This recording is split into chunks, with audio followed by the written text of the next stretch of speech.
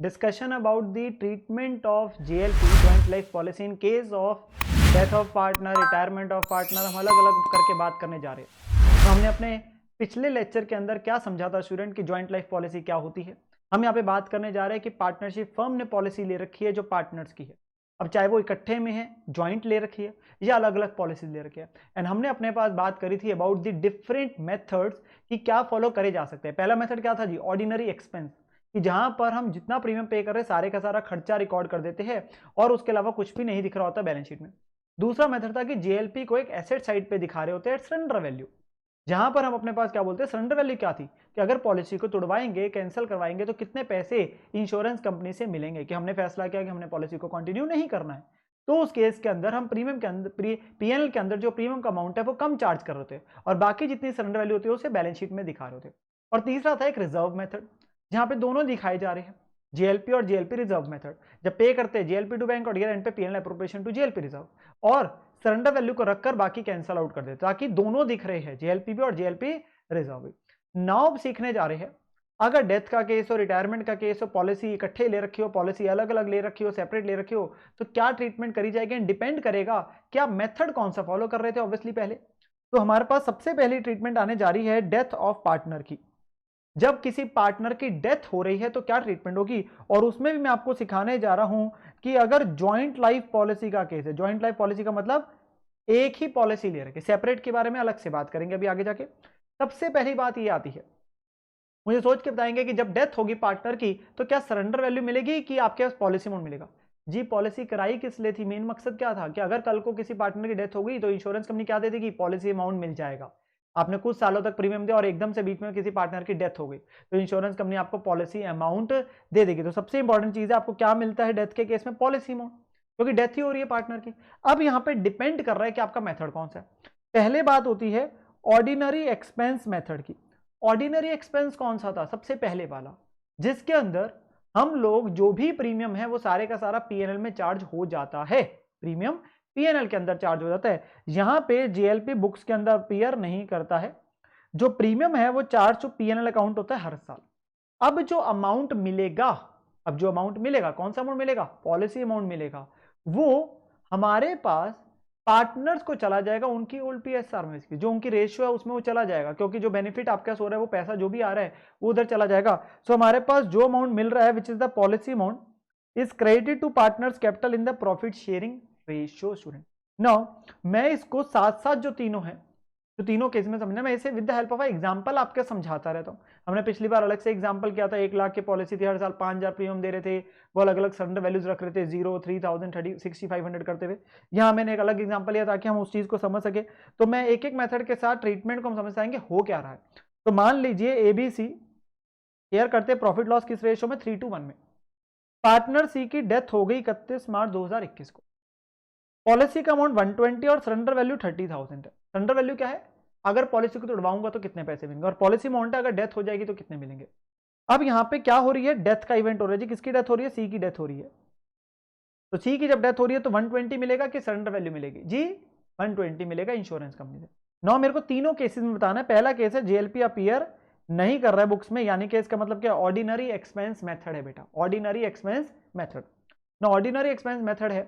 अब सबसे पहले चीज ये आती है हमारे पास कि हमारे जब डेथ का केस हो रहा है तो मिल ही क्या रहा है, 120।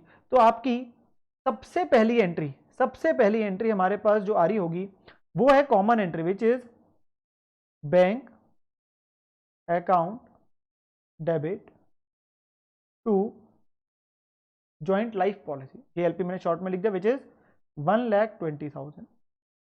जब इंश्योरेंस कंपनी ने आपको पैसा दिया डेथ होने पे सी की तो आपको मिले 1,20,000। Now in method number one अगर मैं सिंपली बात करूं, हमारे पास 3 मेथड है जी, मेथड 1, मेथड 2 और मेथड 3। बड़ा ही आसान है जी, बिल्कुल कोई घबराने की बात नहीं है, बिल्कुल बहुत आसान सी आपके पास अलग अलग मेथड के अंदर हम सीखेंगे। तो यहाँ पर बहुत ही आसान तरीके से हम अकाउंटिंग को सीखने जा रहे हैं। तो सबसे पहले बात आती है आपको मिला कितना, 120। क्या बैलेंस शीट के अंदर कुछ दिख रहा है इस मेथड में, अगर मैं बैलेंस शीट भी बात कर लूं वैसे दिखाने के लिए आपके, तो क्या बैलेंस शीट में कुछ दिख रहा है इधर, the answer is no.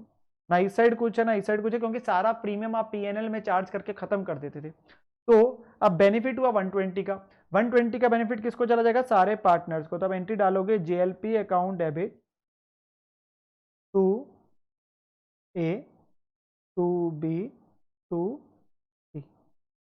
Obviously A capital, B capital, C capital आएगा। सो कितना अमाउंट मिला है? 120। तो इनकी रेशियो क्या है? 3:1। तो 3:1 के हिसाब से 1/6 20 आपके पास इंटू 3 60,000 40,000 एंड 20,000। तो ये हमारे पास एंट्री आ जाएगी किस केस में? जब पार्टनर सी की डेथ हो रही है और मेथड नंबर 1 फॉलो हो रहा है। कौन सा है जी? Ordinary expense method. अब अगर मैं सिंपली बोलूं और आसान तरीका समझने का, हमारी बैलेंस शीट में कुछ नहीं दिख रहा, एक अनरिकॉर्डेड एसेट है क्योंकि हम तो सारा प्रीमियम पीएनएल में चार्ज कर देते थे, कुछ नहीं दिख रहा और हमें कितना मिला? 120। तो 120 का बेनिफिट है पार्टनर्स को चला गया। इसे करने का एक और तरीका होता है, लेट मी टेल यू। वो तरीका है थ्रू रिवैल्यूएशन अप्रोच। आप क्या करिए, पहली एंट्री डाल दीजिए जीएलपी टू रिवैल्यूएशन। एक अनरिकॉर्डेड एसेट है, एक अनरिकॉर्डेड एसेट है बेसिकली जीरो, उसके बदले हमें मिलने आज 120। तो जीरो के बदले 120 मिलना, 120 का फायदा हो गया। जैसे अनरिकॉर्डेड इन्वेस्टमेंट्स होती है वैसी ही बात हो गई।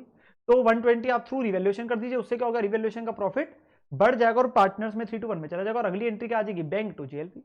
बात वही है, उसमें कोई फर्क नहीं। आप सीधा पार्टनर्स कैपिटल में भेज दीजिए, चाहे चाहे आप अपने पास जो है थ्रू रिवैल्यूएशन कर दीजिए, बात एक ही है। तो ये हमारे पास हो गया मेथड नंबर 1, जिसमें कुछ नहीं दिख रहा, तो जितना मिला सारा पार्टनर्स को चला गया उनकी पीएसआर में, तो वो चीज आ गई। तो हमारे पास यही चीज लिखी थी डेथ के केस में जो हमने बात करी, जो अमाउंट मिल रहा है जो कि पॉलिसी अमाउंट है, पार्टनर्स को चला जाएगा उनकी पीएसआर में। अब मेथड नंबर 2 आता है जी। मेथड 2 है एसेट सरेंडर वैल्यू मेथड, जहां पे जेएलपी बुक्स में दिखता है सरेंडर वैल्यू पे, यहां पे सरेंडर वैल्यू पे अपीयर कर रहा है। जीएलपी को एसेट के तौर पे दिखा रहे सरेंडर वैल्यू पे। हमने प्रीमियम को पीएनएल में चार्ज कम किया था, जिसकी वजह से वो बैलेंस शीट में धीरे धीरे करके उसकी वैल्यू बढ़ती जा रही है, वो सरेंडर वैल्यू पे दिखाया जा रहा है। अब जो अमाउंट मिलेगा पर नेट ऑफ सरेंडर वैल्यू, वो क्रेडिट होगा पार्टनर्स कैपिटल अकाउंट में। तो इसका क्या मतलब हुआ? इसका मतलब ये हुआ हमारे मेथड नंबर 2 में क्या होने जा रहा है, हमारी जो गिवन बैलेंस शीट है on the day of death, उस बैलेंस शीट में यहां पर जेएलपी दिख रहा है जी हमारे एग्जांपल में। अब वो कितने पे दिख रहा है? सरेंडर वैल्यू पे, विच इज 30,000 पे। तो एक एसेट दिख रहा है 30,000 का। अब 30,000 की एक चीज दिख रही है, ये एसेट बैलेंस शीट में दिख रहा है। हमें मिला कितना? ये कॉमन एंट्री है, this is our common entry, ये है कॉमन एंट्री। ये तो हर केस में यही आनी है, क्योंकि मिलेगा कितना आपके पास? 1,20,000, क्योंकि डेथ हो रही है।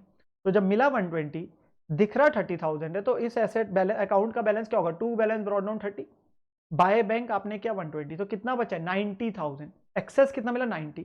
तो जो बेनिफिट जाएगा पार्टनर्स को वो 90,000 जाएगा। तो हमारी एंट्री पता क्या बनेगी?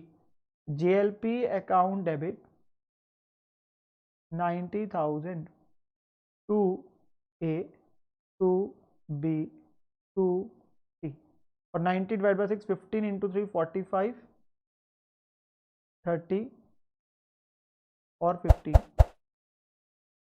तो ये एंट्री बनेगी आपके। तो अब आप ये सोचेंगे बेटा कि सर हमें ना मेथड 1 में तो पार्टनर्स को ज्यादा फायदा हो गया, मेथड 2 में तो फायदा कम हुआ। पार्टनर्स को देखिए आपके सामने मिला 120 पर, गया तो 90। तो पहले में 60 40 20 जा रहा था, अब तो सिर्फ 45 30 15 गया, तो नुकसान हो गया ना मेथड 2 में? बिल्कुल नहीं बेटा। तभी मैंने आपको पिछले लेक्चर के अंदर ये सिखाया था कि बैलेंस शीट में आता कैसे है। ना आप ध्यान से सोचिए, ध्यान से सोचिए कि ये 30 आया कैसे। यहाँ पे ये 30 ऐसे आया कि पिछले सालों में प्रीमियम पीएनएल में कम गया, जिसकी वजह से पार्टनर्स ने खर्चा कम बॉन्ड करा, तो उन्हें फायदा पिछले सालों में जा चुका है। जस्ट रिमेंबर द एग्जांपल जो हमने किया था, वो 1 लाख की पॉलिसी थी, प्रीमियम 5,000 था, सरेंडर वैल्यू 0 3,000 6,500। तो उस केस में पहले मेथड में पूरा 5,000 पीएनएल में डालते थे, तो पार्टनर हर साल बेसिकली प्रीमियम को बेसिकली लॉस बॉन्ड कर रहे। अगले मेथड में कम जा रहा था पीएनएल में, तभी तो वो सरेंडर वैल्यू दिख रही है। ये आया कैसे? ये 30,000 बैलेंस शीट में आया कैसे? ऐसे तो है नहीं कि अपने आप में जी जादू चला कुछ और ये अपने आप बैलेंस शीट में अपीयर कर गया। ये धीरे धीरे करके बना।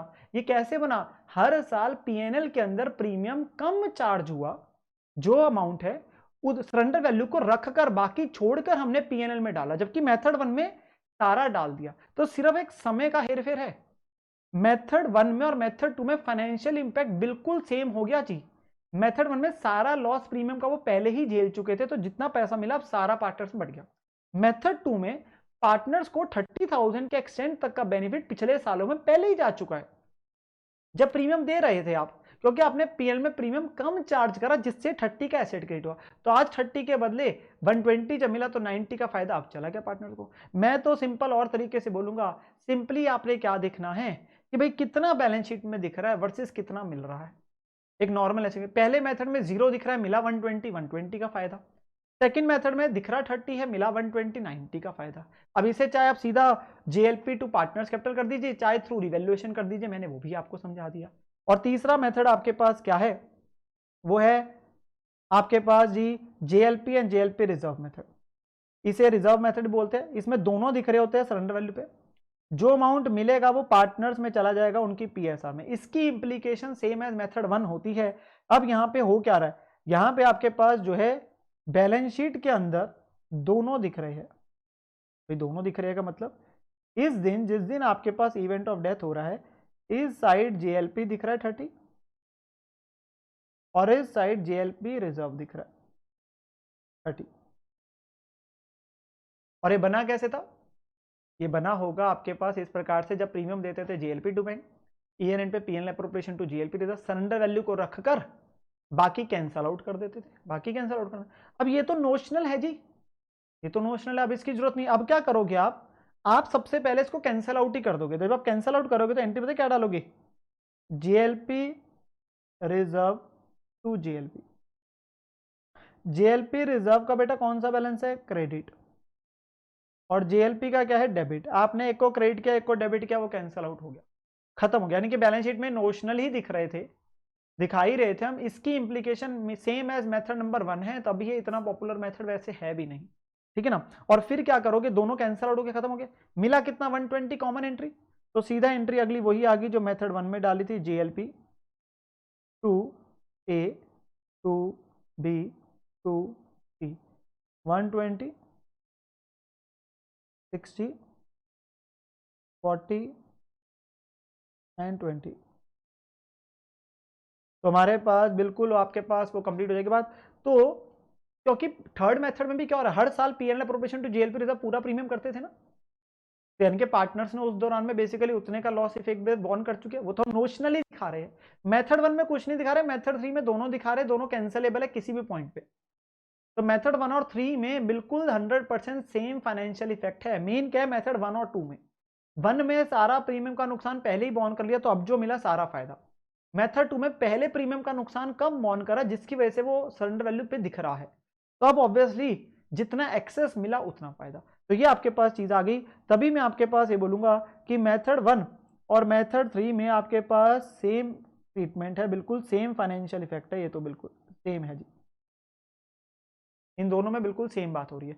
तो सबसे इंपॉर्टेंट चीज क्या है टू आपके पास कंक्लूड दिस पर्टिकुलर पार्ट, कि डेथ में मिलेगा पॉलिसी अमाउंट, कितना बैलेंस शीट में दिख रहा है और कितना मिल रहा है। 0 दिख रहा था पहले मेथड में, 120 मिला, 120 का फायदा। सेकंड मेथड में 30 दिख रहा था, 120 मिला, 90 का फायदा। और अगर मैं आपको सीधा ही बेटा ये बताता तो आपको कहीं ना कहीं ये लगता कि हमारे पास पार्टनर को नुकसान हो रहा है मेथड में। तभी हमने पिछले लेक्चर में पहले ये समझा कि दिखता कैसे है। तो पहले पार्टनर्स को बेनिफिट जा चुका है जब कम प्रीमियम पीएनएल में चार्ज हुआ था। और तीसरा मेथड तो सेम एज 1 ही है, वो नोशनल दिखाने का तरीका है रिजर्व मेथड में, ठीक है ना। तो ये हो गया हमारा first case, death of partner में आपके पास क्या होगा। आगे बढ़ते अगला केस आ रहा है रिटायरमेंट ऑफ पार्टनर। अगर पार्टनर अब रिटायर हो रहा है, फर्म को छोड़कर जा रहा है एक पार्टनर, बट रिटायरमेंट के बिना डेथ नहीं है। अब ज्वाइंट लाइफ पॉलिसी के अंदर में जब इकट्ठे पॉलिसी करा रखी है, अब हमें मिलेगा क्या जी, सरेंडर वैल्यू। क्या पॉलिसी अमाउंट इंश्योरेंस कंपनी देगी, वो कहेगी नहीं जी। पॉलिसी अमाउंट तो कब मिलता है, पॉलिसी अमाउंट कब मिलता है, जब डेथ का इवेंट होगा। यहां क्या हो रहा है, रिटायरमेंट का इवेंट हो रहा है। जब रिटायरमेंट का इवेंट होगा तो सरेंडर वैल्यू मिलेगा, पॉलिसी को तुड़वा लोगे, क्योंकि अब पॉलिसी को चलवाने का कोई फायदा नहीं, एक पार्टनर तो फर्म को छोड़ के ही जा रहा है, तो पॉलिसी तो इकट्ठे है, तो वो पॉलिसी तो अब रनिंग में इफेक्ट तो रही नहीं, तो उस पॉलिसी को कैंसिल करा लिया जाएगा। और कैंसिल कराने पे क्या मिलेगी, सरेंडर वैल्यू मिलेगी यहां पर। अब मेथड्स फिर से 3 आगे, कौन सा फॉलो कर रहे हो, पहला है ऑर्डिनरी एक्सपेंस मेथड, जहां पे जीएलपी बुक्स में नहीं दिखता। जो अमाउंट मिलेगा जो कि है सरेंडर वैल्यू, वो पार्टनर्स को क्रेडिट हो जाएगा उनकी पीएसआर में। सिंपल सी बात है। अब कौन सा अमाउंट मिलेगा, जो आपके पास सरेंडर वैल्यू ऑफ पार्टनर्स को चला जाएगा। तो अगर मैं यहाँ पे बात करूं, बिल्कुल सेम एग्जांपल है जो पिछले वाला था डेथ में, पर यहाँ रिटायरमेंट है।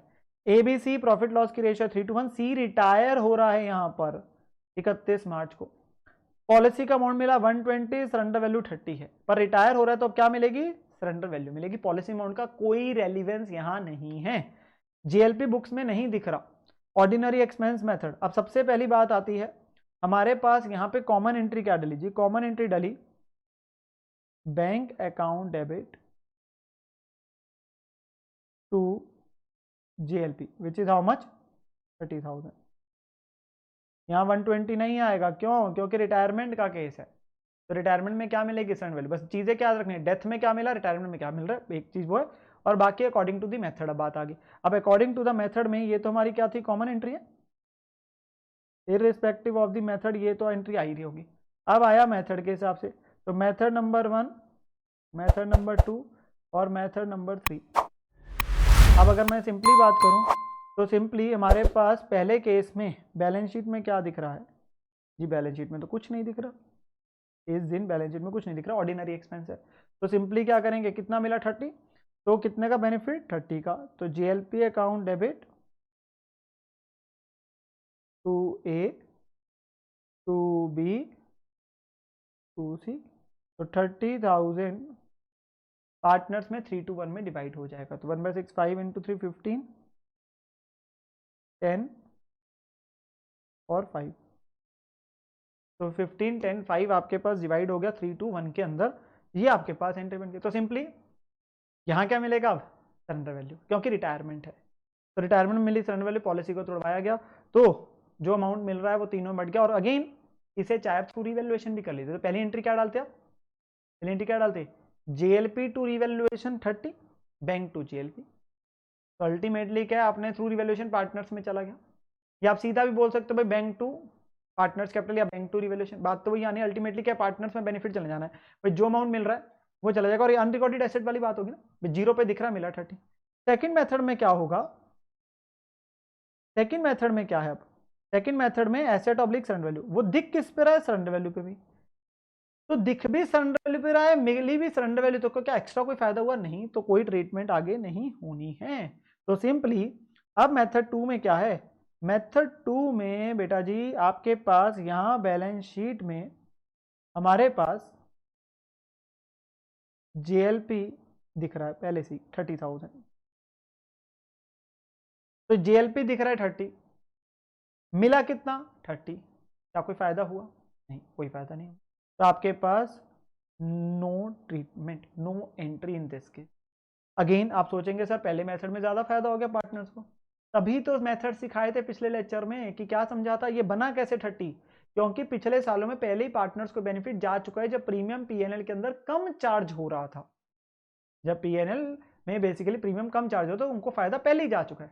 तो आज आपके पास 30 पे दिख रहा है, 30 मिल रहा है। सिंपली टू से अगेन कंक्लूजन के लिए बात करूं तो भाई जितना दिख रहा है वर्सेस कितना मिल रहा है, पहले में 0 दिख रहा है, मिला 30, 30 का फायदा अनरिकॉर्डेड एसेट। सेकंड में एक रिकॉर्डेड एसेट की बात होगी, 30 पे दिख रहा है, मिला भी 30, जैसे लैंड, बिल्डिंग, प्लांट, मशीनरी, बाकी चीजें वैसी है जी, बिल्कुल कोई फर्क की बात नहीं है।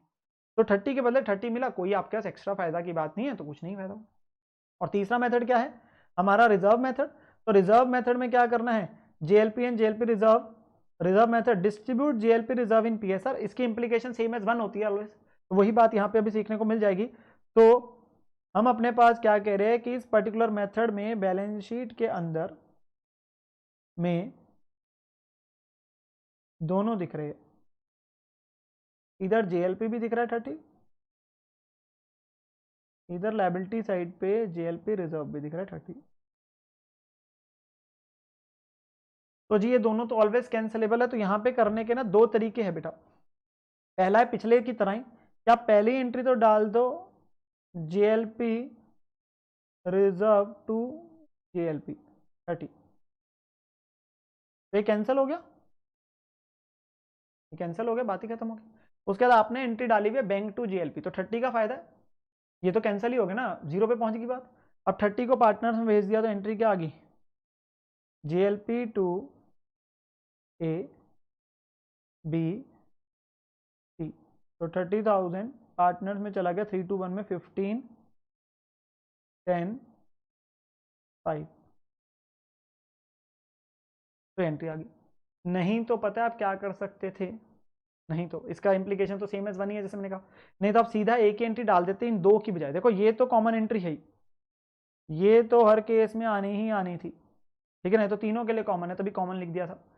आपके पास इस केस के अंदर आप सिंपली बोल सकते थे सीधा ही इन दोनों की बजाय एक एंट्री डाल लेते। वो एक एंट्री क्या बनती, जीएलपी रिजर्व टू एबीसी। बात वही है, क्योंकि जीएलपी दिख रहा था 30 पे, उसके बाद 30 मिल गए बैंक टू जीएलपी, वो खत्म हो गया। अब जीएलपी रिजर्व कोई रेलेवेंस नहीं, उसको पार्टनर्स मान दो, तो जीएलपी रिजर्व टू एबीसी कर दीजिए। बात वही है, तभी ऊपर यही लिखा था distribute GLP reserve in PSR. इसकी इंप्लीकेशन सेम एज मेथड 1 है, इसमें कोई फर्क की बात नहीं है जी, बिल्कुल कोई फर्क की बात नहीं ना। इसी के अंदर एक स्पेशल केस की बात करूंगा।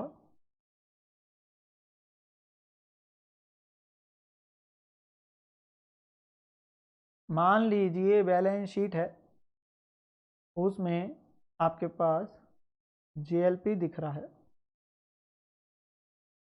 मान लीजिए 40,000,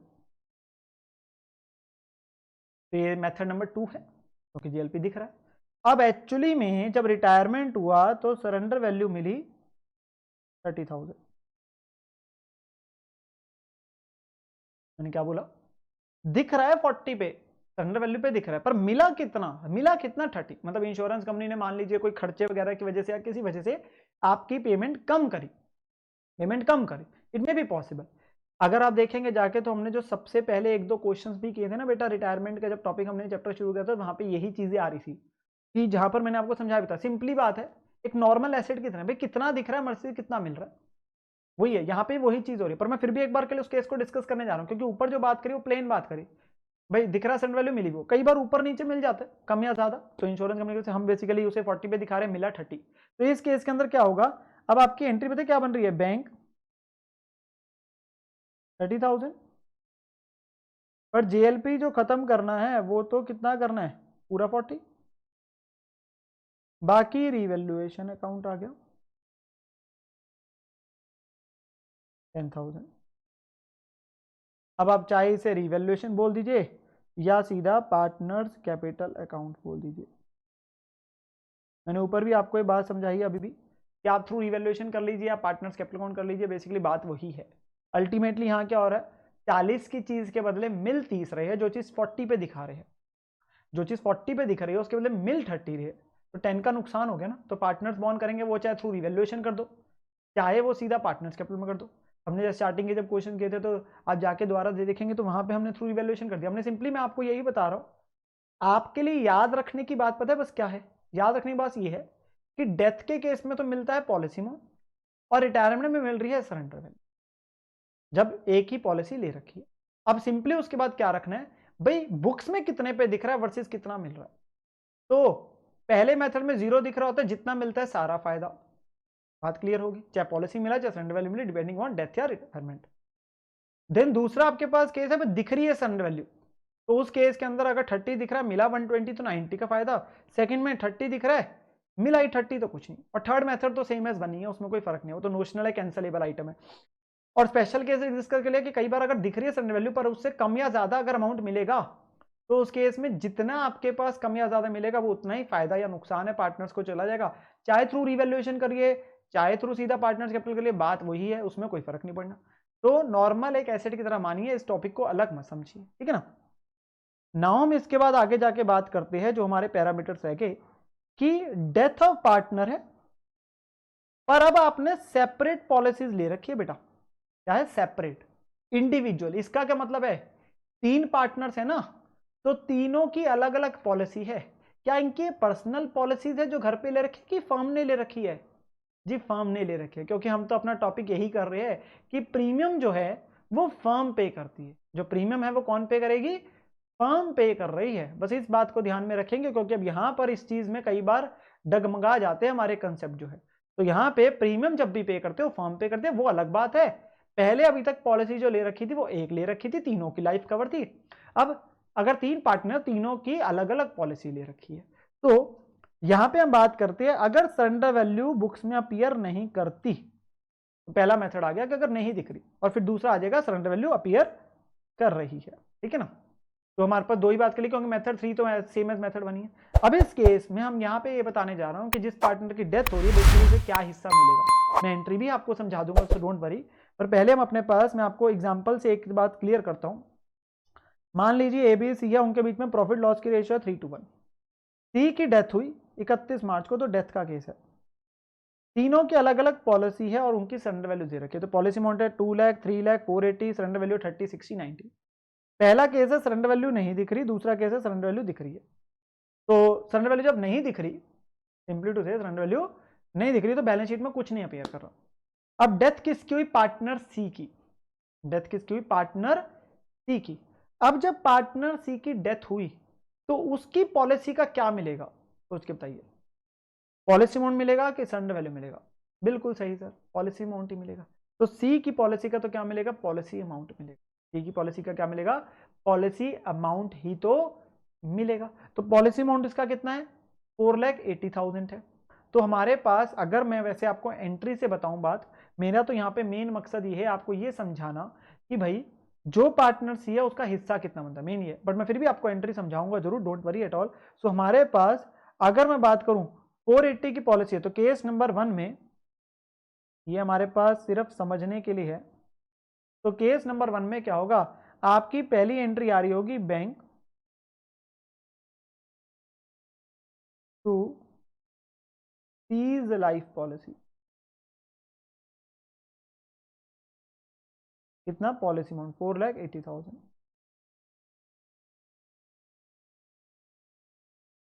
तो 480, और ये 480 को सिर्फ सी को जाएगा कि तीनों में बटेगा? बस ये सोच के बताना है आपने मुझे। ये 480 सिर्फ सी को जाएगा कि तीनों में बटेगा? आप कहेंगे सर सी की पॉलिसी तो सी को ही जाना चाहिए ना। तभी तो मैंने आपको क्या बोला था, बेटा ये जो प्रीमियम जा रहा था सी दे रहा था कि फर्म दे रही थी? फर्म दे रही थी। ये क्या उसकी घर पे उसने अलग से पॉलिसी कराई हुई है? नो, ये तो फर्म ने ही कराई हुई है। तो जब प्रीमियम जा रहा था, चाहे जिस मर्जी की पॉलिसी का जा रहा हो, सारे ही बॉन्ड करते थे। तो जब भी कोई अमाउंट मिलेगा, जब भी कोई अमाउंट मिलेगा, वो तीनों पार्टनर्स में डिस्ट्रीब्यूट होगा, फायदा तीनों में जाएगा, फायदा तीनों में जाएगा। आपके पास इसमें कोई डाउट नहीं है, क्योंकि ये पॉलिसी का प्रीमियम फर्म दे रही है आपके पास, पर पॉलिसी अलग अलग यहां करा रखी है, पहले इकट्ठे थी। तो इस वजह से आपके पास समझने के लिए हमारे पास यहाँ पे एंट्री क्या बनी? Entry number 2, that is C's life policy debit to A, to B, to सी।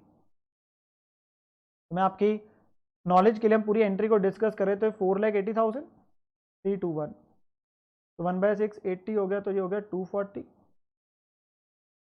160 और 80,000।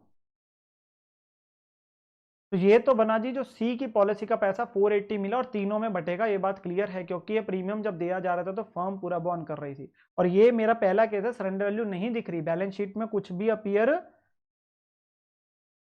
नहीं कर रहा जी, बिल्कुल भी अपीयर नहीं कर रहा। तो जितना मिला सारा फायदा, जीरो के बदले 480 मिला। अब सवाल उठती है, क्या सी को सिर्फ यही मिलेगा? तो सोचते हैं जी, जब ये प्रीमियम जा रहा था, चाहे वो ए की पॉलिसी का, बी की पॉलिसी का, सी का पॉलिसी, तीनों बॉन्ड कर रहे हैं ना, तीनों बॉन्ड कर रहे हैं, बिल्कुल सही बात है। अब आज जब सी की डेथ होगी तो हमारे टोटल जो बिजनेस है उसके अंदर जिस भी चीज की जितनी वर्थ है उसके अंदर सी को हिस्सेदारी मिलनी चाहिए, बिल्कुल। जैसे और कोई चीज है, अनरिकॉर्डेड इन्वेस्टमेंट्स है, हम लैंड बिल्डिंग, सारी चीजों की वैल्यूएशन करते हैं, इवन गुडविल तक की बात करते हैं, सारी बातें करते हैं हम लोग। तो सिमिलर तरीके से जो सी की तो पॉलिसी अमाउंट मिला 480, उसमें उसका हिस्सा मिल गया, उसको मिल जाएगा 80,000। पर जो ए और बी की पॉलिसी है, ए और बी की पॉलिसी है, आज उनकी वर्थ क्या है? सोच के बताए, आज उनकी वर्थ क्या है? तो आज क्या उनकी वर्थ पॉलिसी अमाउंट है कि सरेंडर वैल्यू है? आज ए और बी की पॉलिसी को अगर हम बात करते हैं कि हमें इसके पैसे चाहिए, तो क्या मिलेगा? पॉलिसी अमाउंट की सरेंडर वैल्यू? सरेंडर वैल्यू मिलेगी। क्यों सरेंडर वैल्यू मिलेगी? क्योंकि आपके पास ए और बी की थोड़ी ना डेथ हो रही है, डेथ तो सिर्फ सी की हुई, तो जिसकी डेथ हुई उसका तो पॉलिसी अमाउंट मिलेगा, पर बाकियों की सरेंडर वैल्यू वर्थ है उनकी, बाकियों की सरेंडर वैल्यू वर्थ है।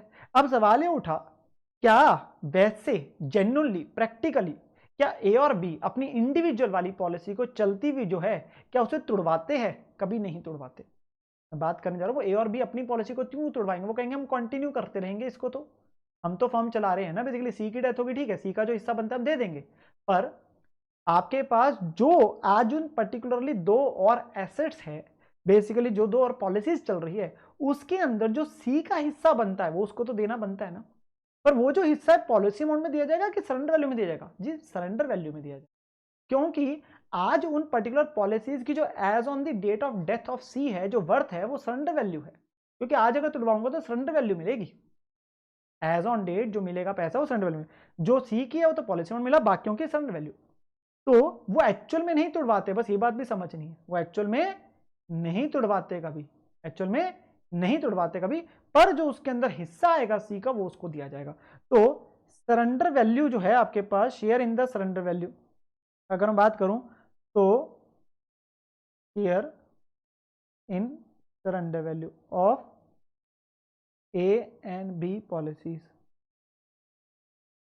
तो कितना है जी 30 प्लस 60, 90,000 इंटू उसका हिस्सा क्या है 1/6, तो 90,000 डिवाइड बाय 6 हो गया जी 15,000। तो वो एंट्री डाल देंगे वही जैसे गुडविल की डालते हो बेटा, बिल्कुल वही बात है। जैसे गुडविल की एक पर्टिकुलर वैल्यू होती है 90,000, तो हम वही करते हैं ना, गेनिंग टू सेक्रीफाइसिंग, जो पार्टनर डाइंग पार्टनर है। इस सिमिलर तरीके से यहाँ पे हो गया, तो एंट्री पता है क्या बन रही होगी? एंट्री बन रही होगी A and B is capital, मैं इंडिविजुअली नहीं कर रहा, टू सी इज कैपिटल, उसको उसका हिस्सा देना है 15,000, और वो कौन देंगे मिलके? ए और बी दे देंगे अपनी गेनिंग रेशियो में।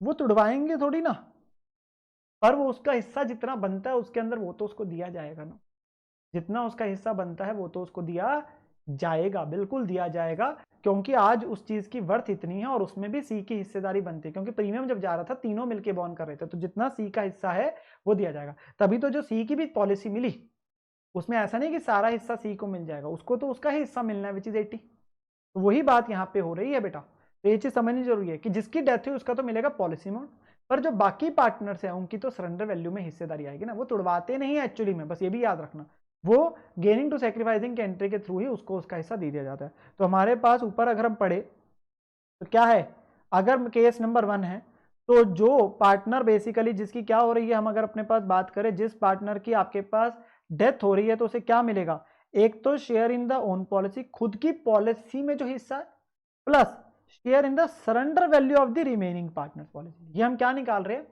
डाइंग पार्टनर की हिस्सेदारी, डाइंग पार्टनर की हिस्सेदारी। तो अगर मैं अब यहां पे बात करूं, मैंने आपको एंट्रीज भी समझा दी, तो सी का शेयर क्या मिलेगा, उसे कितना हिस्सा मिलेगा? एक तो 480 के अंदर 1/6, वो हमने एंट्रीज मैंने आपको दिखा दिया, सिर्फ अमाउंट निकाल रहा हूं, प्लस जो 30 प्लस 60 90,000 के अंदर 1/6, तो 80,000 प्लस 15,000, तो 95,000। तो टोटल हिस्सा जो सी को मिलेगा केस 1 में, जब सरेंडर वैल्यू नहीं दिख रही है, तो उसको बेसिकली ये मिलेगा 95,000, उसका टोटल हिस्सा बैठता है। 480 के अंदर हिस्सेदारी उसकी तो पॉलिसी का पॉलिसी में मिल गया, बाकियों की सरेंडर वैल्यू के अंदर हिस्सेदारी वो ए और बी मिलकर दे देते हैं। Then case number 2, surrender value अगर दिख रही है। अब सरेंडर वैल्यू दिखने का मतलब क्या हो गया कि जो आपकी बेटा बैलेंस शीट होगी ना, जो केस नंबर 2 है, इसका मतलब ये है कि जो हमारी बैलेंस शीट है इसमें कुछ इस प्रकार से दिख रहा है, life policies A B C, 30 60 90, ये दिख रही है सरेंडर वैल्यू से। अब जब सी की डेथ हुई तो एंट्री क्या डालेगी? Bank to C's life policy, कितना? 480, क्योंकि उसका तो क्या मिला? पॉलिसी अमाउंट मिला। अब 90 के बदले कितना मिला? 480, तो फायदा कितने को हुआ? 390 का। एटलीस्ट इसमें डाउट नहीं आएगा। तो एंट्री क्या बनेगी? C's life policy to A to B to C, 3,90,000, क्योंकि 90,000 तो पहले से ही दिख रहा है ना, तो 90 के बदले 480 दिख मिला, तो 480 माइनस 90 390 डिवाइडेड बाय 6 65,000 सी का हिस्सा, इंटू 2 130 और ये हो गया 195। तो ये आपके पास आ गया। तो जो खुद की जिसकी डेथ हुई उसका तो एक्सेस का ही फायदा हुआ ना, क्योंकि सरेंडर वैल्यू तो दिख रहा है और ये फायदा उनको पहले ही जा चुका है। तो भी हम अब ये नहीं सोचेंगे कि नुकसान हो रहा है जी अब सी को, नहीं कोई नुकसान नहीं हो रहा है। ये अगर दिख रहे हैं इसका मतलब इनका फायदा पहले ही जा चुका है। तो 90 दिख रहा है, मिला कितना 480, तो 390 का फायदा पार्टनर्स में चला गया। आप चाहे थ्रू रिवैल्यूएशन भेजो चाहे डायरेक्टली भेजो, तो ये एंट्री आपके पास आ गई। और जो ए और बी है वो दिख 30-60 पे रहे है और मिलेंगे भी तो 30 और 60 ही ना, तो कोई और एंट्री नहीं है, क्योंकि उसका तो दिखी 30-60 रहा है और मिलेगा भी 30-60, तो कोई एक्स्ट्रा नहीं आएगा। जैसे पिछले में तो उसके अंदर भी उसकी हिस्सेदारी आई थी, यहाँ कैसे आ जाएगी, क्योंकि वो जितना दिख रहा है उतनी तो उनकी आज वर्थ है। तो सिंपली टू से कितना दिख रहा है वर्सेस कितना मिलने की बात हो रही है। तो यहाँ पे वही चीज आ गई। तो यहाँ पे सेकेंड केस के अंदर जो सी का शेयर आएगा वो सिर्फ आएगा 480 माइनस 90,000 के अंदर उसका 1/6 विच इज 65,000। और ये 90 क्या है, जो उसकी है सरेंडर वैल्यू।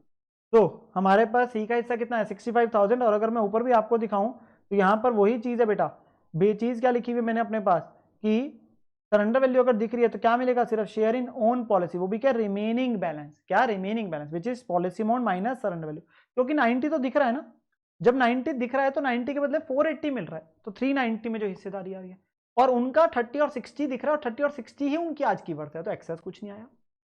ठीक है, तो यहां पर अगेन वही चीज आ रही है, बस इंडिविजुअल में क्या ध्यान रखना है भाई, जिसकी डेथ हो रही है उसी का पॉलिसी अमाउंट मिलेगा ना, और बाकियों की अगर तुड़वाओगे तो क्या मिलेगा, सरेंडर वैल्यू मिलेगा। वो तुड़वाते नहीं है पर उसके अंदर जो हिस्सेदारी बन रही है जिस पार्टनर की डेथ हो रही है वो तो उसे दिया जाएगा। ठीक है ना, तो एक वो चीज आपके पास आ गई जो मैंने आपको समझाई है। और अगली चीज वही है, कितना दिख रहा है वर्सेस कितना मिल रहा है। पहले में कुछ नहीं दिख रहा, तो 0 दिख रहा था, 480 मिला, 480 में डिवाइड हो गया, और 30-60 के अंदर जो हिस्सेदारी आ रही है वो उसको मिलेगा सरेंडर वैल्यू के अंदर। और अगले केस में 30-60-90 दिख रहा है, 90 के बदले 480 मिला, तो 390 के अंदर हिस्सेदारी आ गई, वो एंट्री भी दिखा दी आपको क्या बनती है। और 30-60 का कुछ भी नहीं किया जाएगा क्योंकि वही दिख रहा है और वही वर्थ है। ये हो गया डेथ ऑफ पार्टनर। और लास्ट केस जो हमारा आ रहा है वो आ रहा है अगर यही रिटायरमेंट का केस हो और आपके पास क्या है, सेपरेट पॉलिसी है, इंडिविजुअल लाइफ पॉलिसी। अगर सरेंडर वैल्यू नहीं दिख रही है तो क्या मिलेगा, अब यहां पे मिलेगा क्या बेटा, क्या पॉलिसी अमाउंट मिल सकता है, नहीं, यहां क्या मिलेगी, सरेंडर वैल्यू। तो share in the surrender value मिलते हैं of all the partners life policies, जो कि वही एग्जांपल है, ABC रेशियो है 3:1, सी की रिटायरमेंट हो रही है, अब पॉलिसी अमाउंट दे रखी है वही सेम और सरेंडर वैल्यू है। कह रहा है सरेंडर वैल्यू नहीं दिख रही और सरेंडर वैल्यू दिख रही है। अब अगर सिंपली टू से यहां पे अगर मैं आपसे एंट्री की बात करूं तो जब bank to C's life policy डालेंगे तो क्या 480 आएगा कि 90 आएगा, बेटा 90 आएगा, क्योंकि रिटायर हो रहा है पार्टनर, आपके पास डेथ नहीं हो रही। डेथ में आपके पास क्या मिलता है, डेथ में पॉलिसी अमाउंट मिलता है, रिटायरमेंट में तो सरेंडर वैल्यू मिलेगी। तो अगर मैं एंट्री भी सिखाऊं ताकि हमें कंप्लीट नॉलेज हो जाए बिल्कुल, तो इस केस में जो केस 1 है जहां बैलेंस शीट के अंदर में कुछ नहीं दिख रहा, तो वहां पे क्या एंट्री आ रही होगी, bank account debit to C's life policy. पहली तो इसका तो मिला 90, और ये बट जाएगा सब में, सीज लाइफ पॉलिसी। ये मत कह देना सर सिर्फ सी का है, अब एटलीस्ट हम ये नहीं सुन सकते बिल्कुल भी बेटा आपसे, क्योंकि जब भी पैसा मिलेगा सब में जाएगा। तो 2A 2B, क्योंकि ये पर्सनल पॉलिसी थोड़ी ना है, ये तो फर्म ने ले रखी है, तो 90,000 3:1 में बढ़ जाएगा, विच कम्स आउट टू 45 30 और 15। देखो जी अपनी पॉलिसी तो वो कैंसिल ही होएगी एक्चुअली, सी की पॉलिसी तो कैंसिल होगी, वो तो छोड़ के ही जा रहा है ना firm.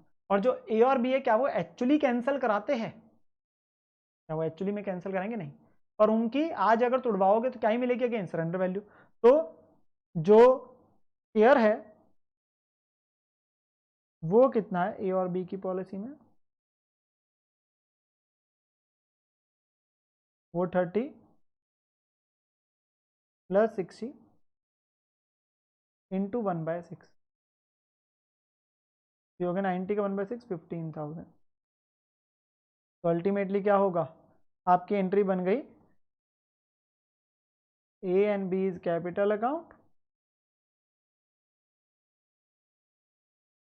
to C is capital account 15,000। तो बाकियों की सरेंडर वैल्यू के अंदर जो हिस्सेदारी है वो उसे दी जाएगी, बाकियों की सरेंडर वैल्यू के अंदर जो हिस्सेदारी है वो दी जाएगी।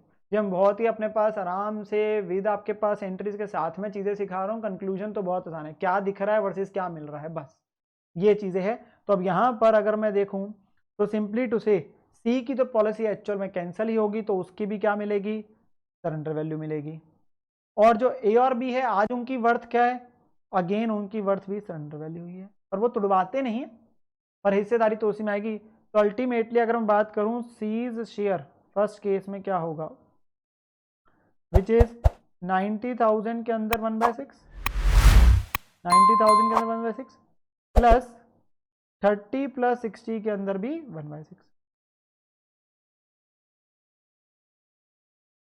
सिर्फ उसके हिस्से की बात करें तो 15,000 वैसे उसको मिलेगा जो उसकी पॉलिसी का जो पैसा आएगा उसमें उसका हिस्सा, और जो 15,000 बाकियों की पॉलिसी की सरेंडर वैल्यू में वो उसे मिलेगा। तो टोटल कितना बन गया उसका 30,000 हिस्सा सी का, जो हम यहाँ पे बता रहे हैं कि भाई सी का हिस्सा कितना, ठीक है ना। तो ऊपर यही लिखा था, share in the surrender value of all partners life policies, चारों की में सरेंडर वैल्यू में हिस्सेदारी। और अगला और आखिरी केस क्या है, अगर सरेंडर वैल्यू दिख रही है तो भाई दिख भी सरेंडर वैल्यू रही है, मिल भी सरेंडर वैल्यू रही है, तो कोई ट्रीटमेंट की बात नहीं है। भाई दिखी ये रही है 30 60 90, मिल 90 के बदले 90 रहा है तो आगे कुछ नहीं होना, और 30 और 60 दिख रहा है आज भी उतना ही मिलेगा, अगर तोड़वाओगे तो कुछ नहीं करना, तो कोई ट्रीटमेंट की बात नहीं है। तो यहां पर अगर मैं वैसे बात करूं आपके पास इस केस में, तो बेटा यहां पर आपके पास केस नंबर 2 में इसके हमारे पास बैलेंस शीट में क्या है, बैलेंस शीट में दिख रहा है लाइफ पॉलिसीज लिखा हुआ,